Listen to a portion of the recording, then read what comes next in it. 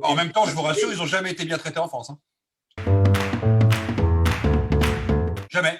Vous savez, le moment 1961, vous vous rappelez ce qui s'est passé en octobre 61 avec un certain nombre d'Algériens jetés dans la Seine.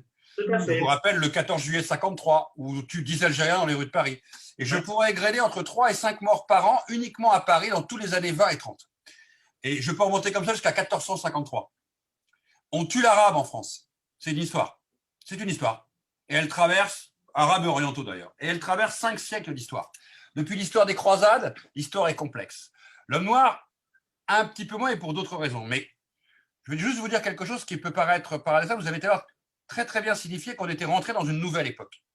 Ouais. Aujourd'hui, on l'a dit ensemble, la 3e génération aujourd'hui est revendicative. En même temps, ce qu'on est en train de voir avec des déclamations, des actes, des répressions racistes ou des violences racistes, c'est aussi la réaction assez épidermique sur un monde qui se normalise. Vous avez des racistes qui commencent à voir, qui commencent à y avoir des élites, des gens qui arrivent des 4 coins du monde et qui simplement revendiquent l'égalité. C'est inacceptable pour eux. Donc ils crient très très fort et ils jettent des bananes à Mme Toubira. Ce que je veux dire, qui est la bonne nouvelle dans tout ça, c'est qu'avant, ils n'avaient pas besoin d'hurler, de crier, de jeter des bananes à Mme Toubira. C'est que Mme Toubira n'avait pas le droit d'exister. Donc ces racistes-là étaient confortés dans leur pouvoir de tranquillité. Aujourd'hui, ce qu'on entend, ce sont des gens, il y aura toujours une minorité qui refusera catégoriquement cette égalité au nom de cette culture passée, de cet héritage. Et aujourd'hui, ils sont obligés de sortir du bois et on les entend. Vous savez, même là-dessus, je suis beaucoup plus optimiste que certains. Parce que personne parlait des bavures dans les années 50 contre les Algériens. Tout le monde s'en foutait. Hein. Et il y avait beaucoup plus de bavures à l'époque qu'aujourd'hui. C'est-à-dire qu'être noir ou arabe dans les années 50, 60, 70, 80, les Noirs et les Arabes savaient très très bien ce qu'ils vivaient. Hein. Ils savaient très très bien ce que voulait dire le mot bavure, qui vient d'ailleurs de la BAV, qui était la brigade anti-violence créée par Papon à Paris pour surveiller les Arabes. Ça vous va? Ils la connaissaient leur histoire. Sauf que personne n'en parlait. Ça n'intéressait personne. Un Arabe tué, ça n'intéressait personne.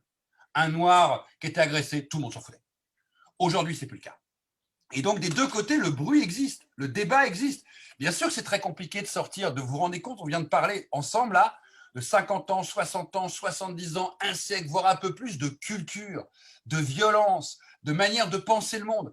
Nous devons apprendre quelque part à décoloniser nos imaginaires, à changer la manière dont on regarde l'autre, y compris les policiers. Vous savez, quand des fois je raconte à des policiers que je rencontre l'histoire, par exemple, de notre police en France, parce qu'ils ont très peu de cours d'histoire sur la police, je vous rappelle qu'on est quand même un des rares pays au monde à avoir une police des Noirs, créée en 1777 par la monarchie.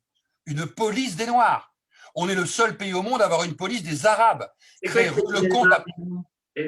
police des Noirs ou des Arabes? Une police des Noirs, c'est simple. Il y avait des fonctionnaires de police dont la seule mission était de surveiller, d'arrêter, de contrôler les Noirs en France. D'accord?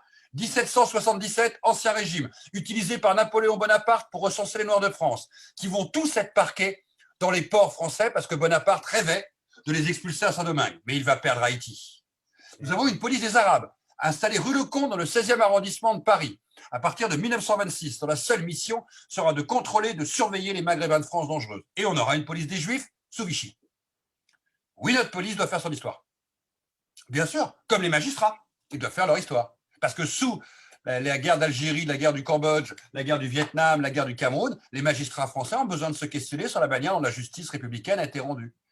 Mais ce travail-là, tant qu'il n'est pas fait, vous ne pouvez pas espérer qu'un corps d'État soit meilleur que l'État, si l'État ne fait pas ce travail pour lui-même.